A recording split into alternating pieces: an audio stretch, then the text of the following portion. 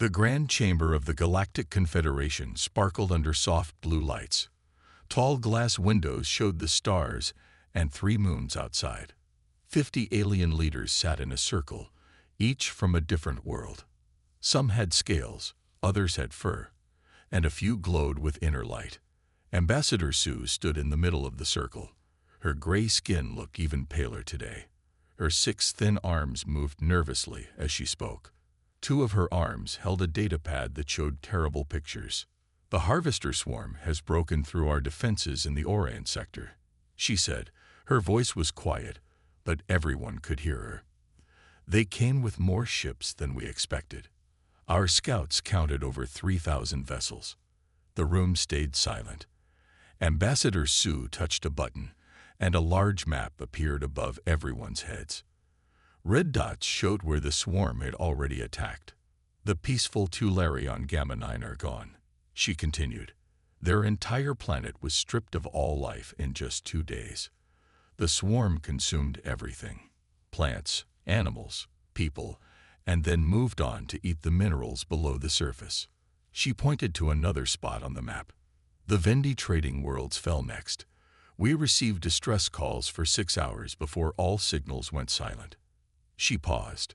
"Their defense fleet tried to fight, but was destroyed in minutes." An elder council member with crystal skin spoke up. "How many Vendi survived?" "None," Sue replied. 7 billion lives lost." A third red spot blinked on the map. "The Krull military outpost at Orion's edge fought for 3 days. They managed to destroy 27 swarm ships before falling. Their sacrifice gave us valuable data. But," her voice broke, "the Krull homeworld is now directly in the swarm's path." The council chamber filled with worried whispers. The Krull were among the strongest military forces in the Confederation. If they couldn't stop the swarm, who could? A tall, thin alien with feathers covering his body stood up. "What about our combined fleet?" "Surely we can." "Already deployed," Sue cut in. "Admiral Tech took 30% of our ships to help the Krull. They've been fighting for the past 20 hours. Their last message reported heavy losses and swarm ships adapting to our weapons." The room grew cold with fear. The harvesters were not just mindless bugs. They learned and changed their tactics during battle. In the back of the room, a human man in a dark blue uniform watched quietly. Admiral Jin was the only human allowed on the council. At first glance, he looked ordinary compared to the fantastic aliens around him. Just 2 arms, 2 legs, and a head of black hair now showing some gray. But the other council members kept a careful distance from him. "How long until the swarm reaches the core worlds?" asked a blue-skinned leader. Sue touched her screen again. "At current speed, 3 weeks. Maybe 4 if the Krull can slow them down." The feathered alien shook his head. "We need more ships. More weapons." "We don't have more," Sue said simply. "Not ones that can get there in time." The room fell silent again. Everyone knew what was coming next. Sue took a deep breath. "There is one option, a difficult one." She looked directly at Admiral Jin. "We need help from the Class 12 species." The council erupted in protest. A small green alien jumped to his feet. "Impossible. The humans are too dangerous. Their help could be worse than the swarm." "They are confined to their sector for good reasons," another shouted. "Their natural aggression alone makes them too unpredictable." Admiral Jin finally moved. He walked slowly to the center of the room, stopping beside Sue. Every eye watched him. "My people have lived peacefully within your borders for 50 years, Jin said calmly. "We have followed every rule, limited our expansion as you asked, and shared our knowledge." "Knowledge, yes," said the Crystal Elder, "but not your weapons. We know you build them in secret." Jin did not deny it. "Humanity evolved on a world that tried to kill us every day. High gravity, extreme weather, predators, disease, radiation. You call Earth a death world because none of your people could survive there without special equipment. Those conditions shaped us to fight, to adapt, to never give up." He looked at each council member. "You fear what we might become, so you keep us contained. But now you face something worse. The council chamber stayed quiet. Jin was right, and they all knew it. Sue spoke again. The harvester swarm shows no mercy. It consumes everything in its path. If we do nothing, trillions will die. A long-necked alien with 4 eyes stood. What exactly are you proposing, Ambassador? We activate the Galactic Distress Beacon, Sue said. We pointed at Earth and ask for humanity's full military assistance. More whispers filled the room. The beacon had never been used before. Created after the last Great War, it was meant only for civilization-ending emergencies. If we do this, the Crystal Elder said, we cannot control what weapons or methods the humans might use. The treaty restrictions would be lifted. Jin nodded. My people will help, but we will do it our way. The council debated for hours. Some argued that humanity was too unpredictable, too violent by nature. Others pointed out that the swarm left no choices. Finally, they voted. The decision was made by a slim margin. The eldest council member turned to Jin. Admiral, we formally request Earth's assistance against the harvester swarm. All restrictions on human military technology are temporarily suspended. Jin bowed slightly. I will send the message immediately. Later that night, the Great Beacon activated. Its signal, designed to cut through any interference, traveled faster than light toward the Sol system. On Earth, warning systems that had never been used suddenly came to life. In underground bases and orbital stations, human commanders looked at the message with grim satisfaction. After decades of being feared and contained, humanity would finally show the galaxy why Earth species had survived their deadly world. The ships they had secretly built, the weapons they had designed while pretending to be peaceful, all would now be revealed. The harvesters were about to learn why humans were classified as the most dangerous species in known space. The blue light from the hologram filled the dark room. General Yoon sat at her desk, her eyes fixed on the message playing before her. Her face, marked with lines from years of service, showed no surprise. The distress call from the Galactic Confederation was something she had expected would come someday.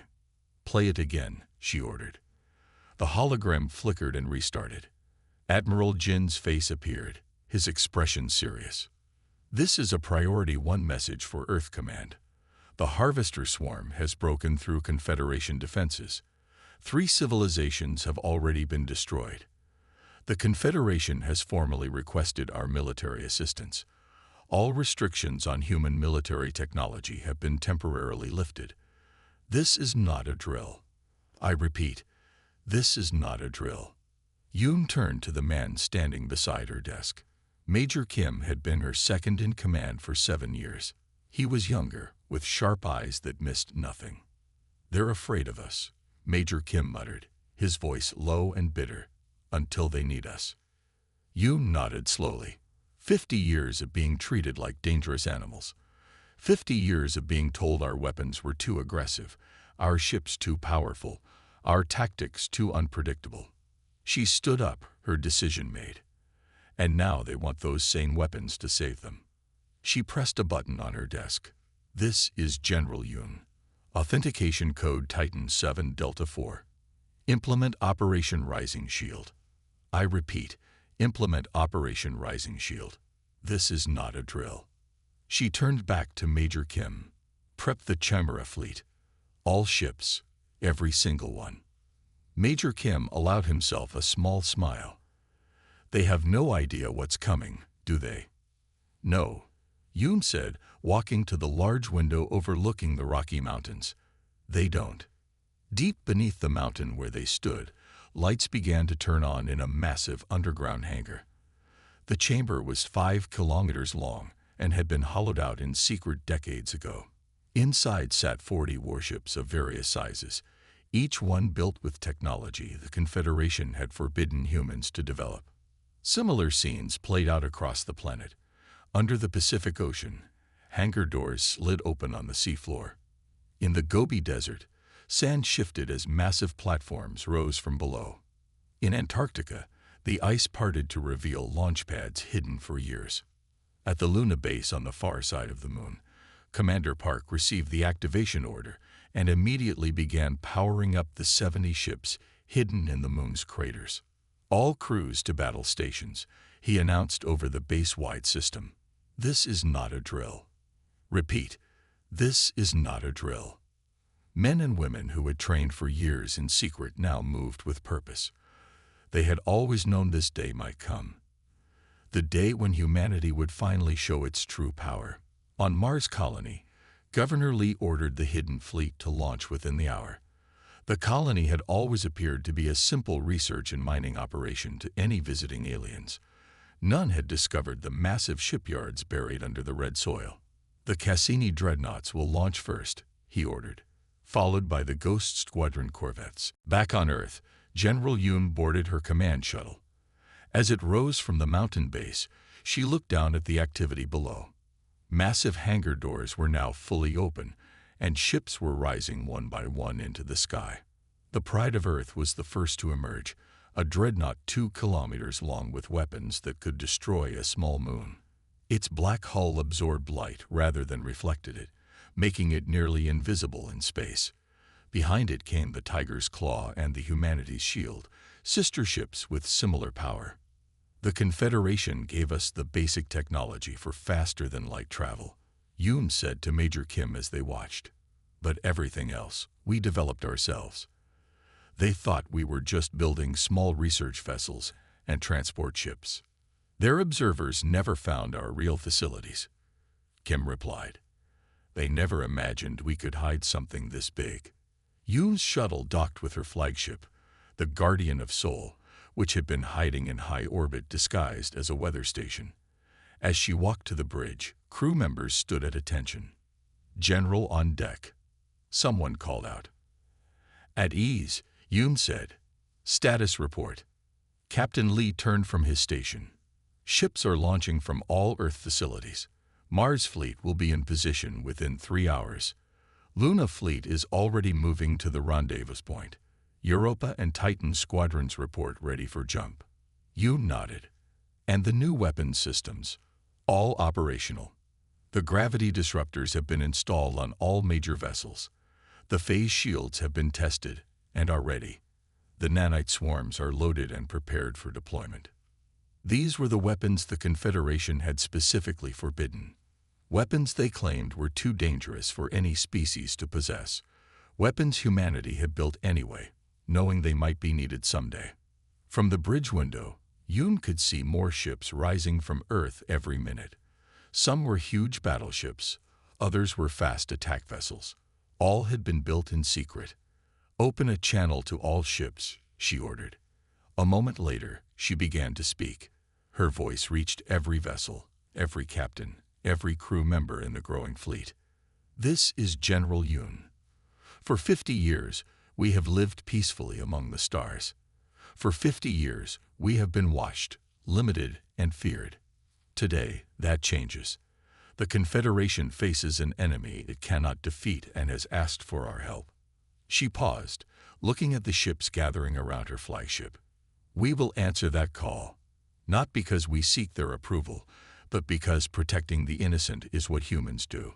Our ancestors survived on Earth because they stood together against threats. Today, we stand with the galaxy. On ships throughout the solar system, men and women listened in silence. The enemy we face consumes entire worlds. They show no mercy and cannot be reasoned with. But they have never faced humans before. They have never faced a species born on a death world, a species that evolved to survive against all odds. Major Kim watched the general with pride. This was why they followed her. Prepare for jump to the Orient sector. Today we show the galaxy what humanity truly is. 6 hours later, 300 warships gathered in Earth orbit. It was the largest fleet humans had ever built, powerful enough to destroy entire star systems. Ships of all sizes formed a pattern around the Guardian of Seoul, their dark hulls gleaming in the sunlight. From the Confederation observation post on Pluto, the alien watchers stared in shock. For decades, they had reported that humans possessed perhaps 20 or 30 small military vessels. Now they saw the truth, a fleet that rivaled the entire Confederation Navy. One observer sent an urgent message back to the Council. The humans are coming, and they are not what we thought they were. On the bridge of the Guardian of Sol, General Hume gave the final order. All ships, prepare for jump. The massive fleet disappeared in flashes of light, heading toward the distant Orion sector, toward the harvester swarm that had never encountered a species born on a world as deadly as Earth. The humans were coming, and they were ready for war. The Pathfinder came out of jump space with barely a ripple. The small scout ship was designed to be invisible. Its black hull absorbed light. Its engines ran silent, and its heat signature was disguised by special panels. Captain Hand stood on the bridge, his face grim as he looked at the main screen. "Full scan," he ordered quietly. "Keep our signals minimal." The Orion sector spread out before them. Once, this had been a busy part of space with 15 inhabited worlds and countless mining operations. Now it looked like a graveyard. The fourth planet of the system hung broken in space, huge chunks torn from its surface. Its moon was half gone, being eaten away by something that moved across its surface like a swarm of insects. "Magnify Sector 7, Han said. The screen zoomed in on the moon. Now they could see them clearly, the harvester ships. They were not like normal vessels. They looked like giant metal insects, with long legs that dug into the moon's surface. As the crew watched, one ship pulled a massive chunk of rock into what looked like a mouth. Moments later, smaller ships emerged from its back. "They're reproducing," whispered Lieutenant Gu, the science officer. "They eat the minerals and use them to build more ships." Captain Han nodded slowly. "Keep recording. General Yun needs to see this." The Pathfinder had arrived 12 hours ahead of the main fleet. Their job was to scout the enemy, learn their patterns, find their weaknesses. So far, all they had found was horror. "Sir," called out Officer Choi from the scanner station, "I'm picking up faint signals from the third planet. There might be survivors." Han frowned. The Confederation report said everyone was dead. "The signals are coming from deep underground. Very weak. Might be emergency shelters." Han thought for a moment. The Pathfinder's mission was to observe, not engage. But people might be alive down there. "Plot a course. Low approach. We'll stay in the planet's shadow." The scout ship moved silently through space, using the debris field for cover. As they approached the third planet, they could see it was in bad shape. Once blue and green, now large sections were stripped to bare rock. The harvesters start with cities and technology, Officer Gu noted as they watched. Then they move to forests, oceans, everything organic. Finally, they dig for minerals. "And they're not done here yet," Han added. "Look, on the far side of the planet, hundreds of harvester ships were working together, stripping away entire mountain ranges. They moved in patterns, not randomly. Some ships cut, others carried, still others processed the materials. They're coordinated," Han said. "This isn't mindless destruction. They're working together like a well-trained army." The Pathfinder slipped into orbit around the damaged planet, hiding in its shadow. Officer Choi focused their scanners on the source of the signals. "I've got them.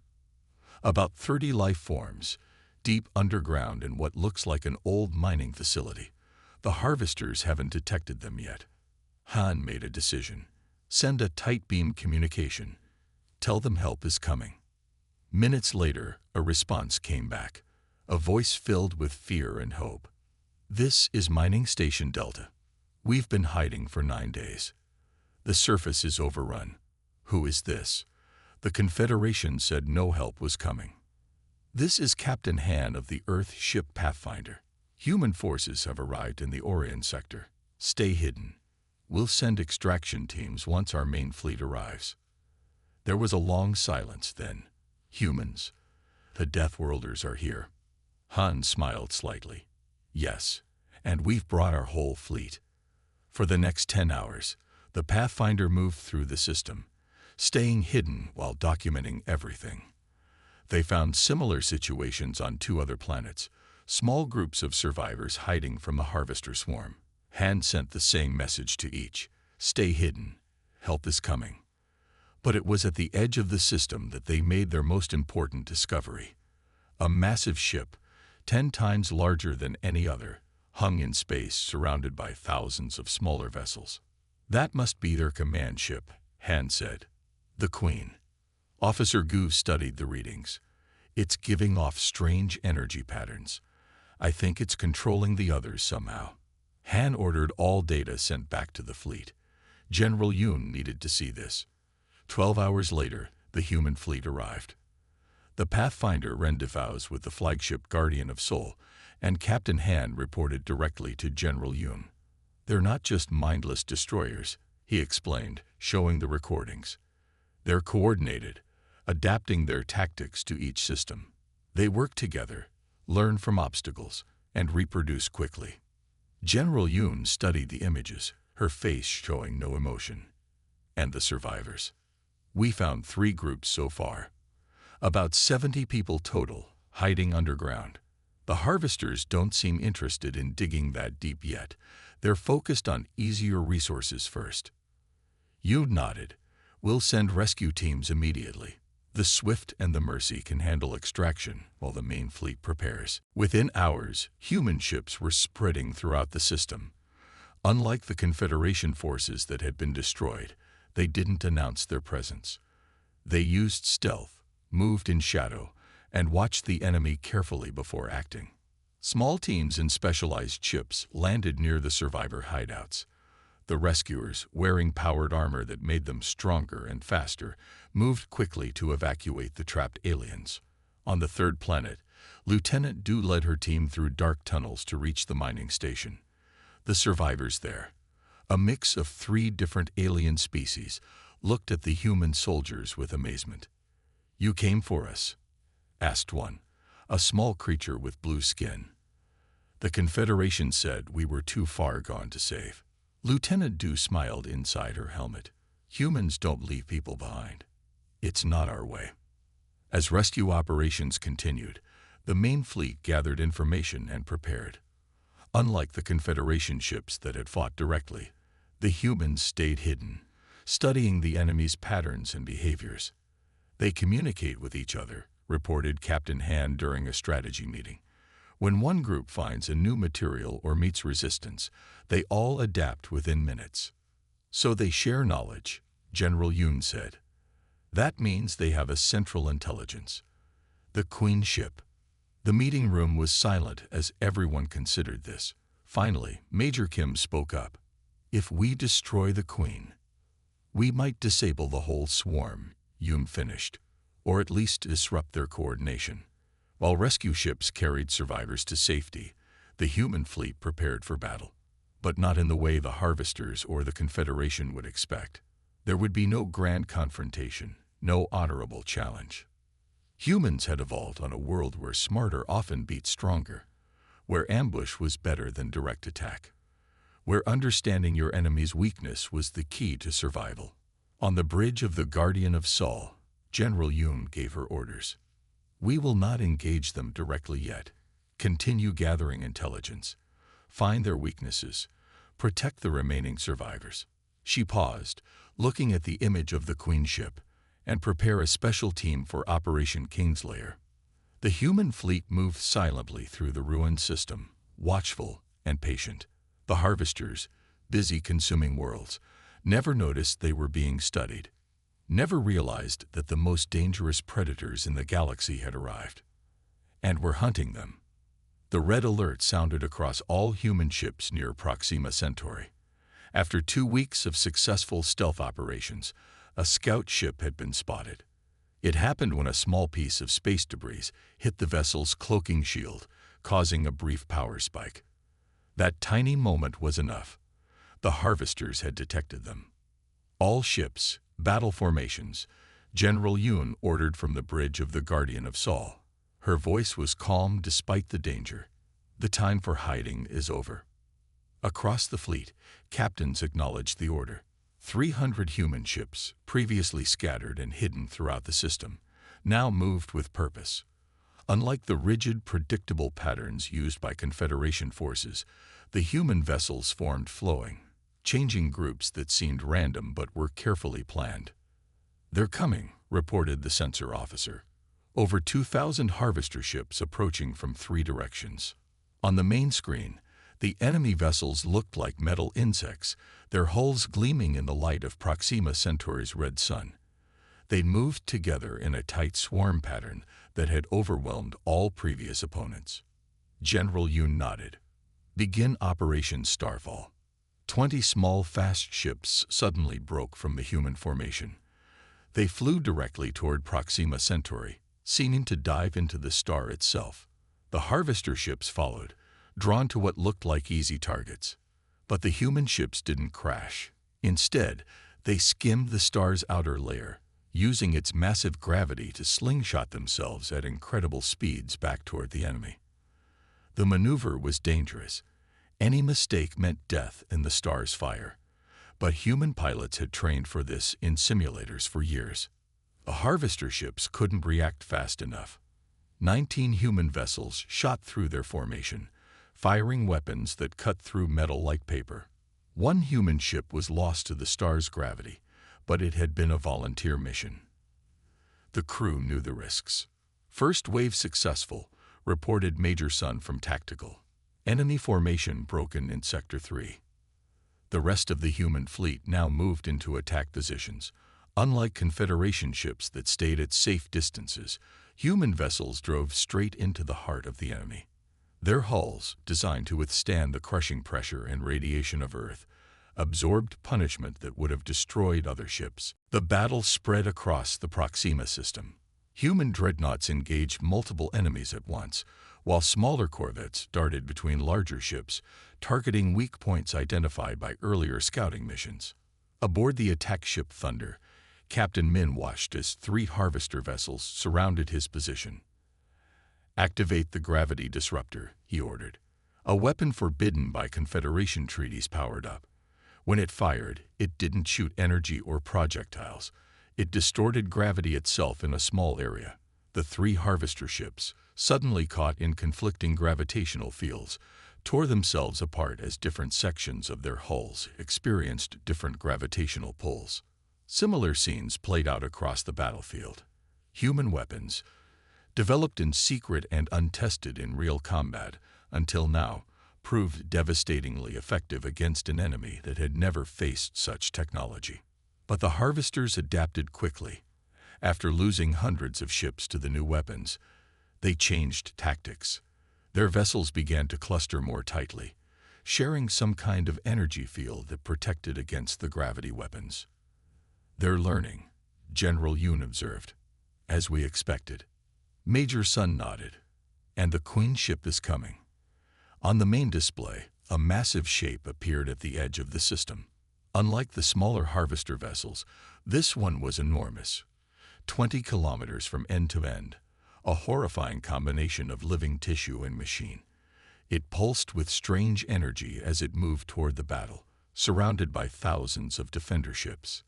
"The brain of the hive," Yoon said softly, just as Captain Han reported. She touched her communications panel. "All ships, prepare for Phase 2. Commander Q, is your team ready?"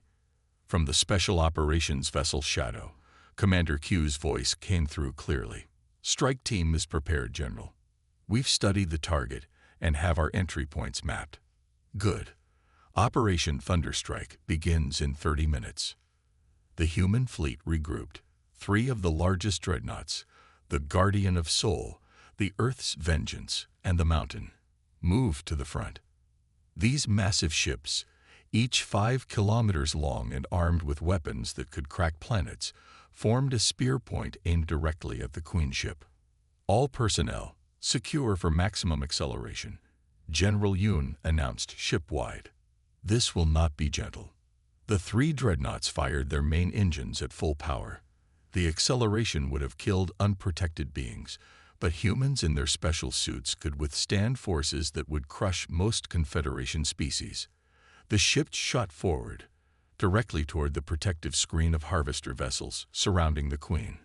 Impact in 10 seconds, called out the navigation officer. 9, 8. The smaller harvester ships tried to intercept the dreadnoughts but couldn't match their speed and mass. The human vessels smashed through the defensive line, creating a gap in the protective screen. Dozens of harvester ships were destroyed in the collision, while the dreadnoughts' reinforced hulls held firm despite severe damage. Gap created, Major Sun reported. Shadow Team, you have your opening. Commander Q's voice came through. Moving in now. The Shadow, a specialized stealth vessel, slipped through the gap created by the dreadnoughts. It carried 50 soldiers of the Earth Special Forces, each wearing powered armor that made them stronger, faster, and able to survive in almost any environment. They had trained for years for this mission. Approaching target, reported the Shadow's pilot. Outer hull in sight. The Queen ship was unlike anything humans had seen before. Its surface writhed with strange movement, more like skin than metal. Energy patterns flowed across it in pulsing waves. Finding landing point, the pilot said. There, a receptor node. The Shadow attached itself to the Queen ship like a parasite. Cutting tools extended from its hull, slicing through the strange material of the larger vessel. Within minutes, they had created an entrance. Commander Q led his team through the airlock. We're in. Beginning Operation Kingslayer. Inside the Queen ship, the human soldiers found themselves in an alien nightmare. The corridors were organic, pulsing with life. The atmosphere was toxic to most species, filled with gases that would kill Confederation beings in seconds. The gravity shifted randomly, sometimes disappearing completely. But humans had evolved on a world that challenged them daily. Their powered armor protected them from the poison air. Their training let them adapt to changing gravity, and their determination drove them forward despite the horror around them. Central chamber is 2 kilometers in, Q told his team. Stay together. Watch for defense systems. They encountered resistance almost immediately. Smaller versions of the harvester ships moved through the corridors like antibodies attacking an infection. The human soldiers fought back with weapons designed specifically for this mission. Not just guns, but tools that could interface with and disrupt the biological mechanical systems around them. They're adapting to our weapons, reported Sergeant Bai after the 3rd engagement. Each group fights differently than the last. Commander Q nodded inside his helmet. The Queen is learning from each encounter. We need to move faster. Outside, the battle raged. The human fleet fought with everything they had, keeping the harvesters occupied while the strike team worked. Ships were lost on both sides, but the humans fought with a ferocity the enemy had never encountered. Deep inside the Queen ship, Commander Q's team finally reached the central chamber. There, suspended in a pool of shifting energy, they found the controlling intelligence of the entire swarm. Not a queen as they had expected, but a massive neural network, half organic, half machine. Plant the disruptors, Q ordered. We have one chance. As the team worked, the ship around them seemed to become aware of their plan. The walls themselves began to attack, growing spikes and releasing defensive systems. Work faster, Q urged as he fired at a wave of small defender drones. We won't get another shot at this. With seconds to spare, the team planted their devices, special weapons designed to disrupt the neural patterns of the controlling intelligence. As they retreated toward their ship, the disruptors activated. The effect spread throughout the entire harvester swarm. Ships that had been fighting with coordination suddenly moved randomly. Some crashed into each other. Others simply stopped moving. The Battle of Proxima Centauri was over. Humanity had won. The new Orion station gleamed in space, its white walls and tall windows a stark contrast to the darkness around it. Just 3 months ago, this part of space had been a war zone. The harvester swarm had destroyed the old station along with countless other structures. Now, the rebuilt station stood as a symbol of hope and new beginnings. Inside the main hall, over 200 representatives from across the galaxy gathered. Some had scales, others had fur. Some floated in special tanks, while others needed breathing equipment. All 27 species of the Galactic Confederation were present for this historic day. At the center of the room stood a group of humans in dark blue uniforms. Admiral Jin led them, his back straight and his face calm. Beside him stood General Yoon, Commander Q, and Captain Han, the heroes of what people now call the Harvester War. Ambassador Sue entered the hall to complete silence. Unlike the last time she had addressed the Confederation, her 6 arms moved with confidence. She took her place at the speaking platform and looked out at the gathered representatives. 3 months ago, we faced extinction, she began.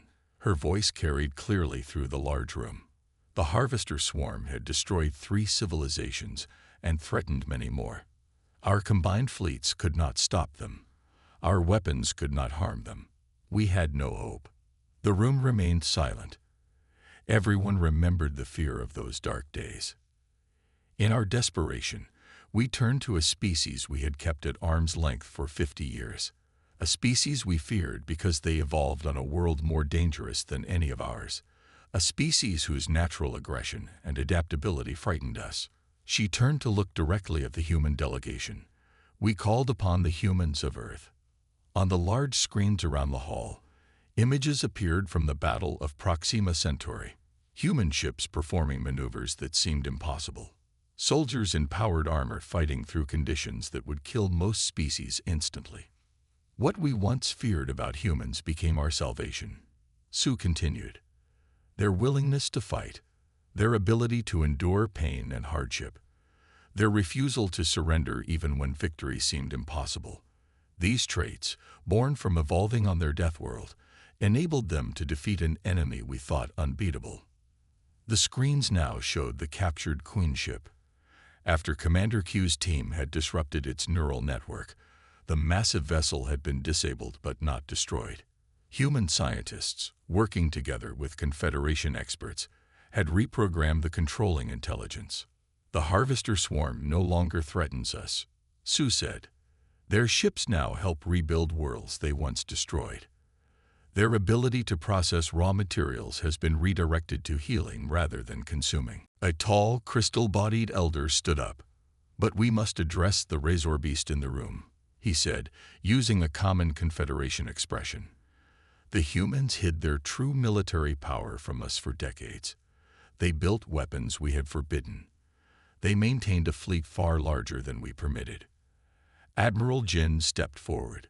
We did, he said simply, because we understood something you did not. The galaxy is dangerous. There are threats even the Confederation cannot imagine. On Earth, we evolved always preparing for the worst possible outcome. The Crystal Elder nodded slowly. And in this case, you were right to do so. Ambassador Sue raised her arms for attention. We misjudged our human allies. We saw their adaptive aggression as a threat rather than recognizing it as the survival mechanism that saved us all. Today, we correct that mistake.